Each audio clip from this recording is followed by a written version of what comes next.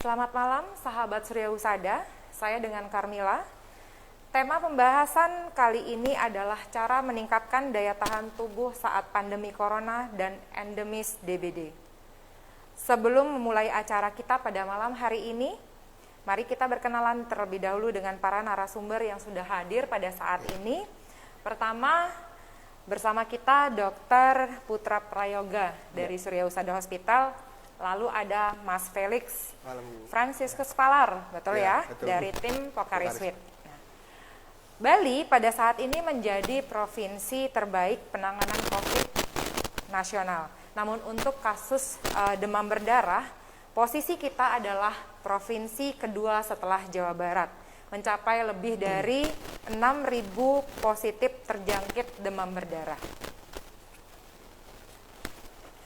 Nah, kalau kita membahas tentang demam berdarah dan COVID, jadi kedua ini diakibatkan oleh virus, betul dokter? Ya, betul. Nah, virus ini berkaitan erat dengan daya tahan tubuh kita dan imunitas kita.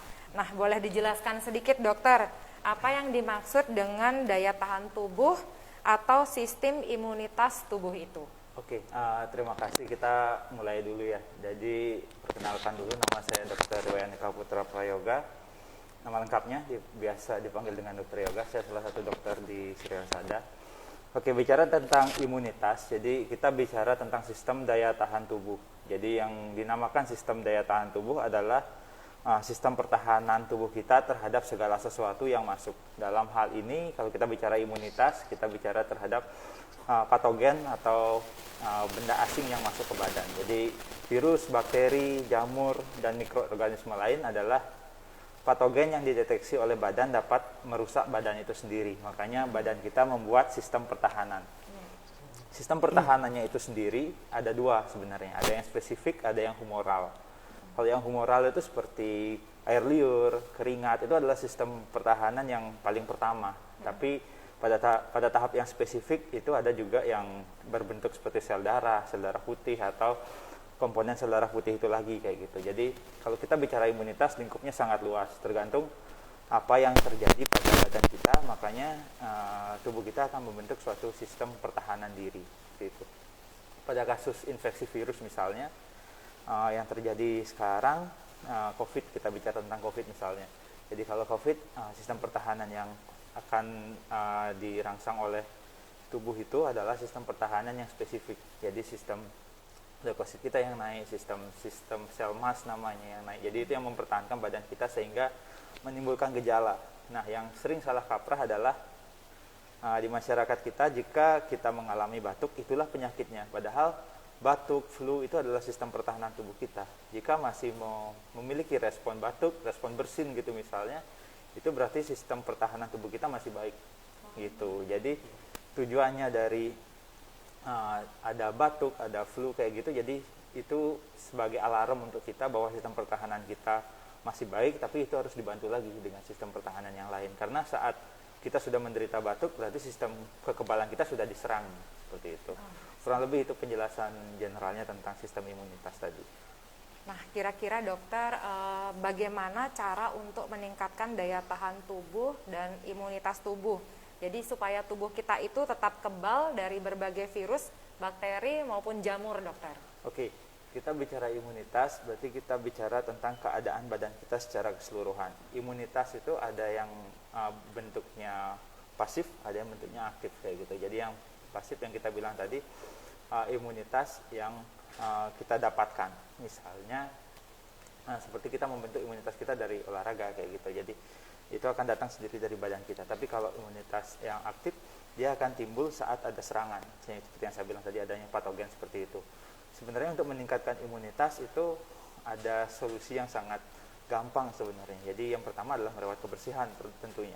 Jadi bagaimana kita melaksanakan pola hidup bersih yang sering digaungkan oleh pemerintah sekarang adalah cuci tangan sesering mungkin, cuci tangan dengan benar, cuci tangan dengan langkah yang benar dengan sabun seperti itu. Yang kedua mungkin olahraga yang kita lakukan tidak untuk membentuk otot menjadi kuat seperti binaraga kayak gitu ya, tapi adalah lebih ke potensi badan untuk meningkatkan sistem imunnya. Jadi di sini yang dianjurkan adalah 30 menit 5 kali dalam seminggu.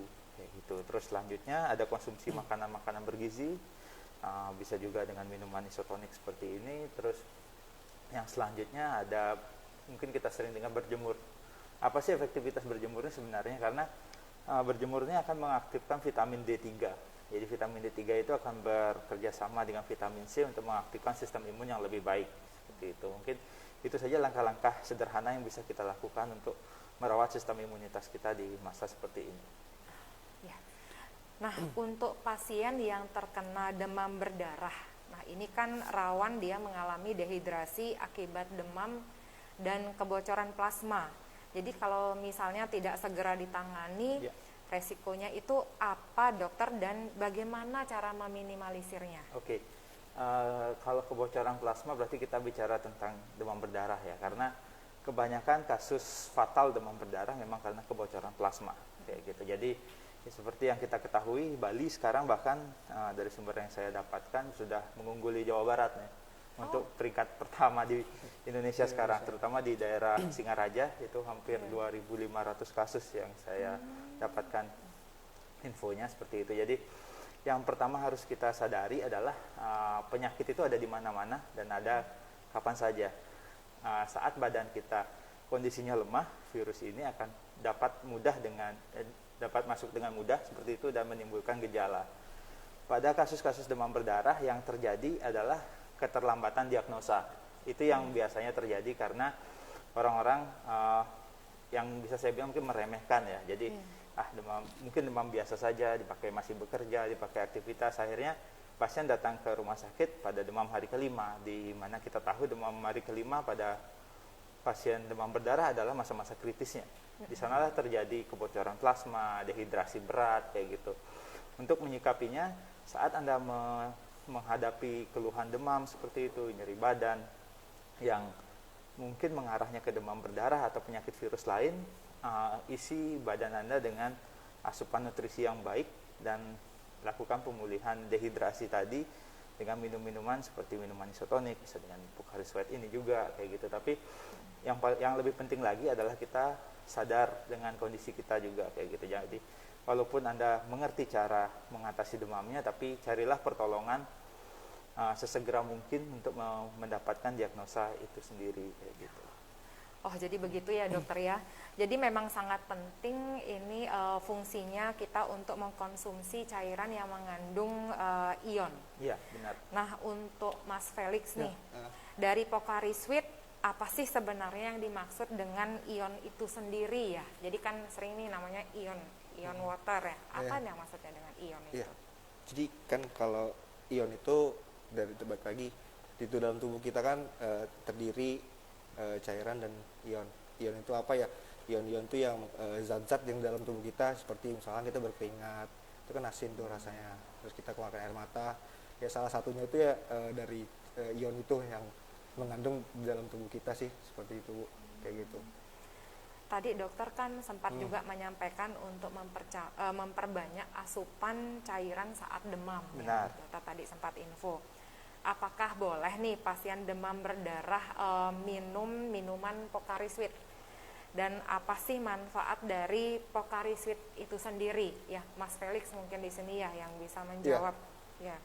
Jadi kalau teman-teman nih yang lagi nonton terkena demam berdarah, itu bisa banget kalau untuk minum minuman Pocari Sweat, karena balik lagi dari kandungan yang dikandung dalam Pocari Sweat itu mengandung ion dan cairan yang dibutuhkan oleh tubuh, dan juga manfaat-manfaat yang bisa kita dapatkan dari minum Pocari Sweat karena pertama kita di saat kita mengeluarkan banyak cairan tuh Pocari Sweat dapat membantu, bukan mengobati, membantu cairan-cairan tuh bisa dikembalikan gitu, dikembalikan seperti semula kayak gitu. Berarti fungsinya adalah untuk mengembalikan cairan yang cairan, keluar ya dari dalam tubuh kita. Berarti itu sangat bagus ya kalau untuk pasien-pasien demam berdarah ya.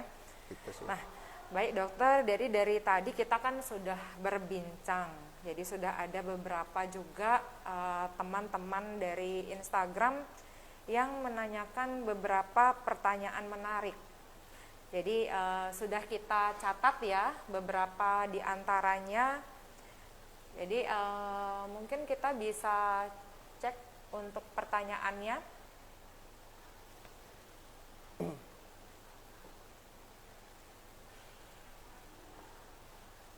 Nah ini pertanyaannya, apa benar transfusi plasma itu bisa mengobati COVID-19 dan meningkatkan imunitas? Oke.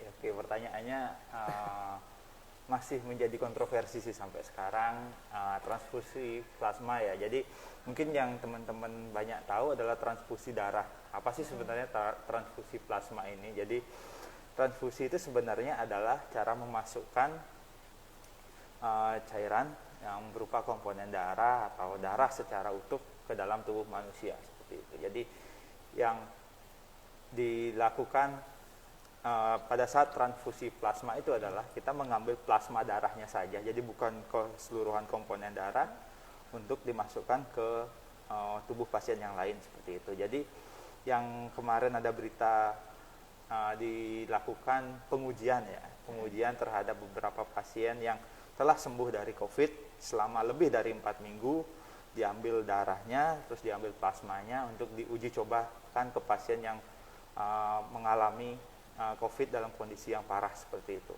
Tapi dalam beritanya, dalam update-nya yang saya temukan masih terjadi kontroversi pro kontra dan juga masih terjadi uji coba untuk kasus ini gitu. Jadi apakah itu bisa meningkatkan antibodi seseorang yang terkena COVID? Secara teoritis iya, tapi itu masih perlu dibuktikan dengan uji klinis juga kayak gitu. Jadi seperti ini. Jadi seseorang dengan riwayat infeksi COVID berarti dia sudah memiliki antibodi terhadap COVID itu sendiri kayak gitu. Jadi sekarang tergantung apakah antibodi yang dimiliki pasien yang telah sembuh dari COVID ini cukup untuk melawan, karena ada titer-titer tertentu yang diizinkan untuk dilakukan kayak gitu. Jangan sampai kita melakukan transfusi plasma malah menjadikan efeknya merugikan seperti itu. Tapi dalam kasus COVID ini sendiri, yang kita lakukan sekarang adalah mencegah untuk terjadinya kondisi yang lebih parah. Sebenarnya pada kasus virus ini sebenarnya bisa sembuh sendiri. Yang terjadi belakangan ini adalah kondisi pasien itu memang tidak baik, atau mungkin memang ada penyakit penyerta yang menyebabkan COVID ini menjadi berbahaya untuk pasiennya kayak gitu. Saya tidak bilang COVID ini tidak berbahaya ya. COVID ini berbahaya karena kasusnya sudah banyak sekali yang menyebabkan kematian. Tapi kita harapkan potensi untuk menjadi sakit bisa dikurangi dengan pencegahan yang lebih baik. Itu sih yang mungkin bisa kita tanamkan ke masyarakat kayak gitu. Jadi kami tidak melarang teman-teman untuk beraktivitas, untuk melakukan kegiatan di luar rumah, tapi ya sama-sama dewasa lah untuk kondisi seperti ini. Jadi kita sikapi semua anjuran pemerintah dengan pikiran yang positif dan lakukan pencegahan yang dianjurkan oleh pemerintah seperti itu. Oh, siap. Nah, ini ada pertanyaan kedua ya. Di masa pandemi, nah ini perlukah saya mengkonsumsi vitamin setiap hari? Jadi saya selalu makan buah, sayur setiap harinya. Apakah itu kurang? Nah, orang yang sudah lanjut usia dengan riwayat kencing batu, apakah boleh mengkonsumsi vitamin? Ya, ini rombongan kayaknya pertanyaannya, dokter. Sekalian ya. Sekalian nanyanya nih, dokter. Di masa pandemi bolehkah konsumsi vitamin setiap hari? Boleh jawabannya. Tapi berapa dosisnya itu tergantung kondisi badan masing-masing. Oke. Jadi ada yang minumnya cukup sekali sehari atau nggak usah tiap hari juga nggak apa-apa, karena vitamin nggak cuma kita dapatkan dari suplemen tambahan, ada dari makanan juga, ada dari sayur-sayuran, buah-buahan seperti itu. Dan pertanyaan selanjutnya, apakah orang lanjut usia dengan riwayat kencing batu boleh minum vitamin, dan vitamin seperti apa? Nah, ini perlu kita telusuri dulu riwayat penyakitnya tadi, riwayat kencing batu yang seperti apa, apakah ada potensi terbentuk lagi di kemudian hari. Kan ada vitamin C juga yang jika dikonsumsi berlebihan akan mengendap di ginjal dan menimbulkan batu seperti itu. Itu saran saya untuk pasien lanjut usia sebaiknya ditelusuri dulu apakah boleh atau tidaknya tergantung pemeriksaan. Konsultasi ke dokter ya, dulu betul. berarti ya dokter Konsultasi ya. ke dokter secara holistik sih kita bilang. Jadi dengan riwayat penyakit sebaiknya memang lebih aware Lebih dengan itu. berhati-hati Ya. juga ya dokter ya. Nah ini pertanyaan berikutnya, dokter, bagaimana kita membedakan imunitas tubuh yang kuat dan yang kurang kuat pada manusia? Nah, gimana cara membedakannya? Oke, Mana tuh dokter dulu? pertanyaannya lumayan sadis-sadis juga semuanya. Jadi imunitas yang baik atau tidak baik itu biasanya dilihat dari kondisi dia secara keseluruhan ya. Jadi anggaplah kita bilang ada orang yang sangat kuat sistem imunnya karena memang dia tidak pernah sakit seperti itu. Ada orang yang memang sistem imunnya agak lemah atau kita bilang imunocompromised karena dia sakit atau karena dia mengkonsumsi obat-obatan yang menekan sistem imun kayak gitu. Jadi kalau kita lihat secara langsung sih memang tidak bisa ya, yang mana Kasat mata nggak tidak bisa bisa lihat kita. berarti, dokter. Kita pun tidak bisa membedakan karena kamu sering sakit kamu sistem imunnya jelek kayak gitu. Karena kamu sehat sistem imunnya kuat kayak gitu. Kita sebenarnya tidak bisa membedakan orang seperti itu.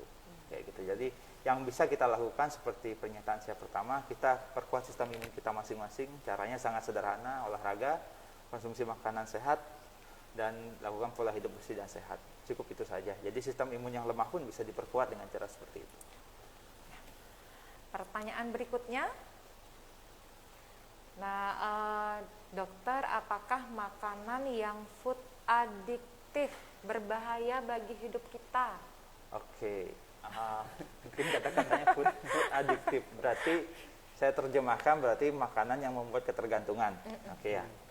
Jadi makanan yang membuat ketergantungan tergantung jenis makanannya sih sebenarnya gitu. Jadi kalau memang dia suka terhadap makanan itu, ya nggak apa-apa dikonsumsi. Tapi kalau apapun yang namanya berlebihan ya tidak baik kayak gitu. Jadi Walaupun misalnya buah, dia suka tertentu sama buah tertentu, berlebih dimakan juga. ya karena setiap buah kan memiliki kandungan yang di kandungnya ada yang kita dapatkan dari buah lain juga kayak gitu. Kalau buah itu saja tanpa mengkombinasi ya tentunya tidak baik juga untuk badan. Lebih baik makan berbagai jenis makanan seimbang, semuanya, nasi, buah, sayur segala macam. Kalau yang dimaksudkan food adiktifnya makanan yang berbahaya ya pasti berbahaya untuk badan. Ya, jadi mungkin penjelasan food adiktifnya perlu kita tanyakan lagi. Dipertegas lagi Iya, ya, dipertegas lagi. maksudnya apa?